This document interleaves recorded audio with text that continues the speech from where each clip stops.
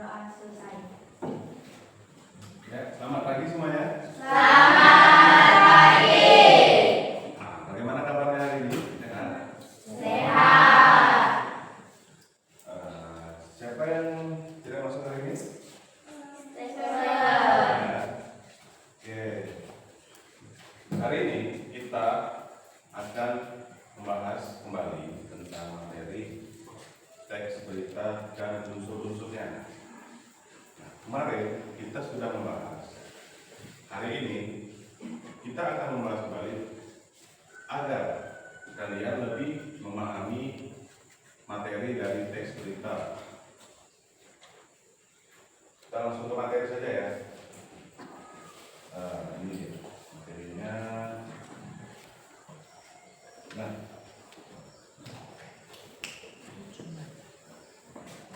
tujuan pembelajaran kita tahu nantinya apa itu teks berita dan unsur-unsur dalamnya. Kemarin sudah dijelaskan. Ada yang masih ingat unsur-unsur teks berita? Masih. Apa ya?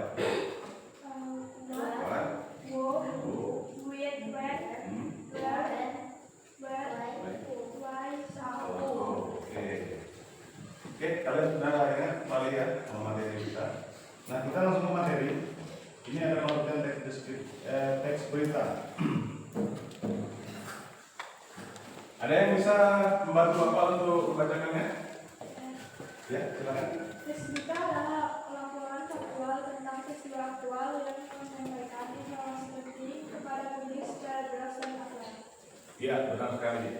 Jadi, teks berita adalah laporan faktual tentang peristiwa aktual yang menyampaikan informasi penting kepada publik secara jelas dan akurat.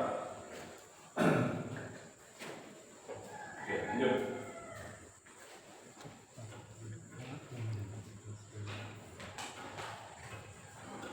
Nah, pengertian teks berita menurut KBBI.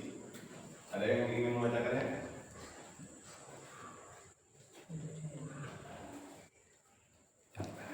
Yang lain? Saya Pak. Oke.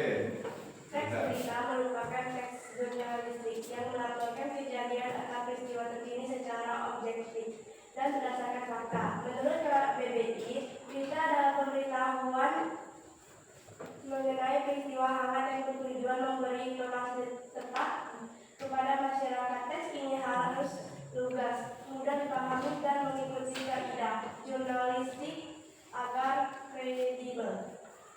Ya.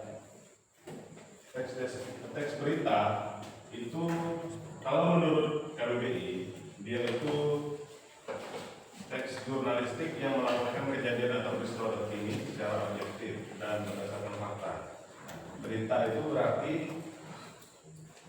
dia harus mengandung fakta di dalamnya.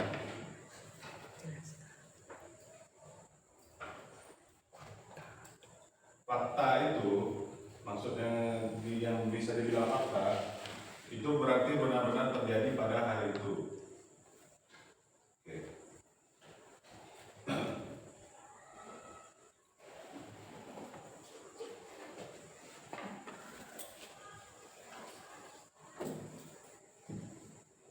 Nah, kita masuk di unsur-unsur dari teks berita tadi yang sudah Bapak jelaskan dan kalian sudah paham. Kita tampilkan lagi. Ada yang membantu Bapak untuk menjelaskannya? Membacanya? Saya Pak. Ya. Unsur utama teks berita adalah 5 hal, yaitu 1. Kuat apa yang terjadi, 2. Who, siapa yang terlibat, 3. When, kapan, 4. Where, di mana, 5. Why, mengapa, 6. How, bagaimana. Unsur ini memastikan berita lengkap dan menjawab pertanyaan pembaca secara esensial. Tanpa unsur ini berita dianggap tidak memadai. Oke. Jadi di dalam sebuah berita harus ada unsur. Nah, unsur yang utama itu ini. Ada what, yaitu Di dalam berita itu apa yang diberitakan? Terus yang kedua, siapa yang terlibat?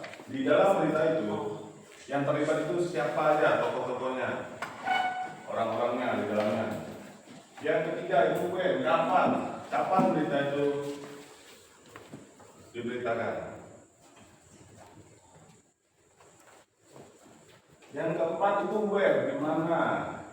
di mana berita itu terjadi. Yang kelima, why, mengapa, dan bagaimana berita itu bisa terjadi. Oke, untuk lebih memahami lagi, Bapak kemarin kan sudah kasih contoh. Ini Bapak kasih contoh lagi supaya kalian lebih paham apa itu unsur berita. Nah, ini dia. Pemkab Sintang siap mengeliminasi anjing terinfeksi rabies berdasarkan langkah tegas untuk cegah korban jiwa. Nah, di berita ini ada unsur-unsur yang tadi sudah dibacakan sama kawan kalian. Ada yang tahu unsur-unsur dari berita ini yang tadi? Oke, kita buka lagi. Ini dia. Nah, apa yang terjadi? Apa tadi yang terjadi?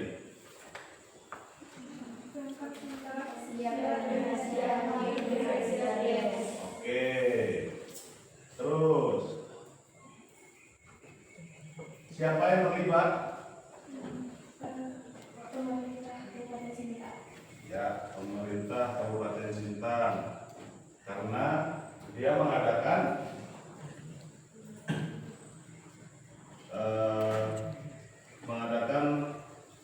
untuk eliminasi anjing yang terinfeksi rabies tadi ya. Terus yang ketiga, ada apa tadi kapan? Kita bisa lihat di sini. Kamis 25. Nah, 23 April 2020. Terus ada lagi apa tadi? Di mana ini terjadi berita ini? Kabupaten Sintang. Kabupaten Sintang. Terus yang kelima, unsur kelima, mengapa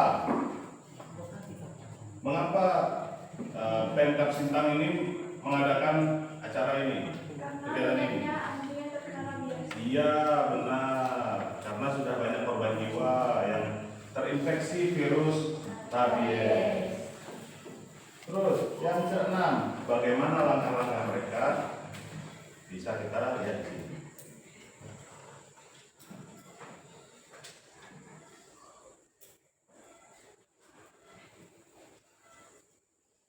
Nah, langkah-langkah mereka yaitu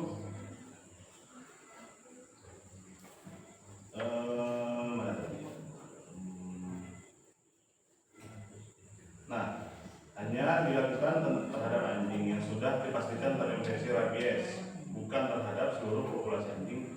Kebijakan tersebut telah melalui prosedur yang jelas sesuai dengan praktik yang telah dilakukan oleh pemerintah pusat. Itu ya. Nah, kalau tidak ada unsur 5W+1A, jadi berita tadi itu tidak bisa dikatakan sebuah berita yang valid ya, yang benar adanya. Oke, dari yang telah Bapak jelaskan tadi, ada pertanyaan? Saya. Ya, silakan. Apa yang dimaksud berita bersifat faktual? Apa yang dimaksud berita bersifat faktual? Bersifat faktual. Nah, ada yang tahu? Oke, silakan. Faktual berarti informasi yang disusun menjadi berita yang harus bersifat nyata dan dapat dibuktikan kebenarannya. Nah, berarti faktual itu harus nyata. Coba ulangi lagi tadi. Faktual berarti informasi yang disusun menjadi berita harus ya tadi ya. Berita secara faktual itu adalah dia harus nyata sesuai dengan faktanya. Oke. Ada lagi yang ditanyakan?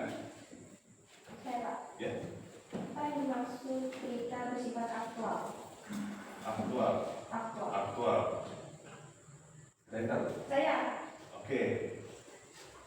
Aktual artinya peristiwa yang diberitakan kepada sedang menjadi perbincangan hangat di tengah publik dan bukan peristiwa yang sudah pasti akan lama terjadi. Ya. Baru. Aktual berarti dia berita yang baru, yang lagi seperti yang dijelaskan temannya, yang hangat, yang lagi benar-benar terjadi. Misalnya kayak tadi di Kota Sintang tadi, Kota Sintang itu sedang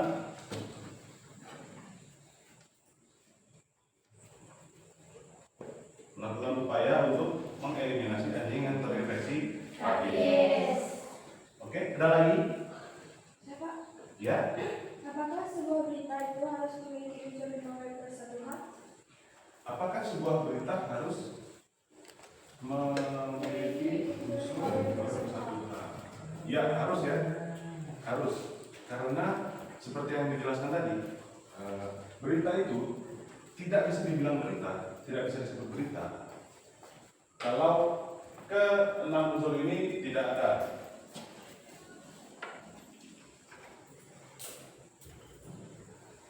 Sampai di sini paham? Bahasa materinya cukup sampai di sini. Jadi untuk pertemuan selanjutnya kita akan masuk ke materi baru. Ya, boleh disusun lagi. Tadi lagi ke semula lagi. Gitu ya.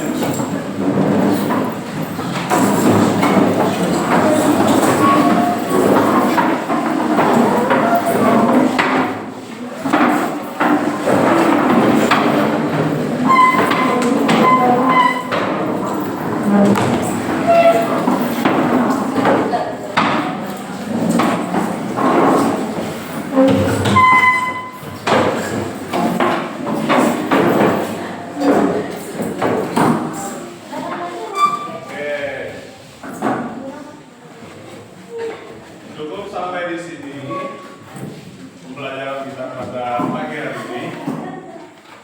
Bapak ucapkan semoga kalian